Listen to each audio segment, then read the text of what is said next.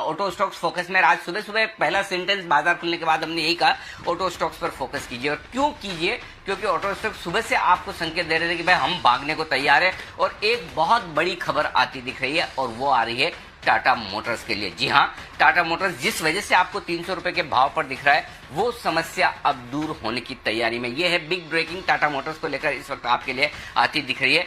Tata Motors की chip कारोबार में एंट्री होती हुई दिख रही है। आपको याद होगा टाटा मोटर्स ने गाइडेंस दिया था कि चिप की, सेमीकंडक्टर्स की शॉर्टेज की वजह से टाटा मोटर्स मुश्किल में है और प्रोडक्शन उन्हें रोकना पड़ रहा है। अब जो खबरें आती दिख रही है वो कि चिप कारोबार में टाटा ग्रुप एंट्री करने जा रहा है। इससे टाटा मोटर्स, टाटा पावर, ये दोनों कंपनियां जिनके लिए वहां पर इस चिप की जरूरत होती है, इसका फायदा होगा। ये बड़ी खबर इस वक्त आपके लिए आती दिख रही है। तो टाटा मोटर्स के लिए ये बड़ी खबर है, टाटा ग्रुप की एंट्री चिप कारोबार में होती हुई दिख रही है। और स्टॉक देखिए जबरदस्त तेजी दिखाता हुआ दिन के हाई पर 305-306 की रेंज में आता हुआ दिख रहा है। तो ये बड़ी बिग ब्रेकिंग आपके लिए इस वक्त आती दिख रही है टाटा ग्रुप को लेकर, टाटा मोटर्स को लेकर।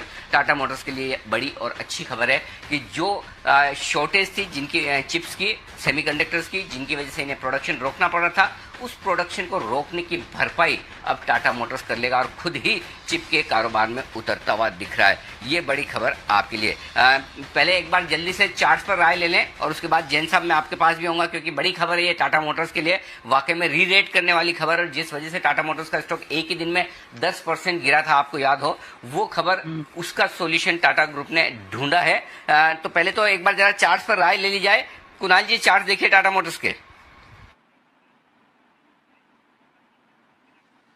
अनिल जी देखिए चार्ट अच्छा है, केवल एक कंजेशन मुझे नजर आता है 306 रुपए के आसपास। 306 पार होते ही फिर स्टॉक में कोई रेजिस्टेंस नहीं है और मुझे लगता है कि वापस से फिर 325 की ओर स्टॉक बढ़ेगा।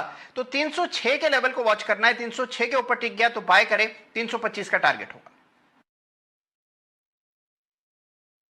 और 306 के ऊपर निकलने की तैयारी में छू कर आया है, निकलते ही बड़ी तेजी बनती हुई दिखेगी। जैन साहब, टाटा मोटर्स। नहीं, बिल्कुल ये पॉजिटिव न्यूज है। इस न्यूज की वजह से जो करेक्शन आया था, और पर्टिकुलरली ये प्रॉब्लम ऐसा नहीं कि सिर्फ टाटा मोटर्स को थी, सारी ऑटोमोबाइल कंपनीज को है। तो एक बहुत बड़ा इनके लिए आयाम खुलेगा, नए विस्तार खुलेंगे, आई थिंक मार्केट नया खुलेगा।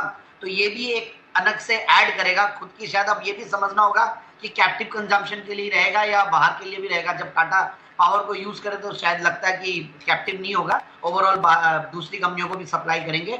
सो फैंटास्टिक न्यूज है ये। और मेरे हिसाब से जो अभी कुणाल जी करे थे कंजेशन और सारी बातें, वो सही है। और डाउनसाइड रिस्क अब कम लगती है मुझे, क्योंकि उस टाइम पे भी 285-90 पे एक सपोर्ट ले लिया था इतनी नेगेटिव न्यूज के बाद भी। और इन कैपेसिटीज को बनाने में टाइम लगता है शायद। तो जो मैं थोड़ी एनालाइज कर रहा था, बाद में मैं भी थोड़ी रिपोर्ट्स निकलवाया था कि सेमीकंडक्टर की प्रॉब्लम कैसे सॉल्व होगी वर्ल्ड लेवल पे, ये जो चिप्स की प्रॉब्लम है। तो but overall it's a very good step, मेरे हिसाब से लेना चाहिए। और 350 तक के लेवल्स आने वाले कुछ क्वार्टर्स में दिख सकते हैं टाटा मोटर्स में।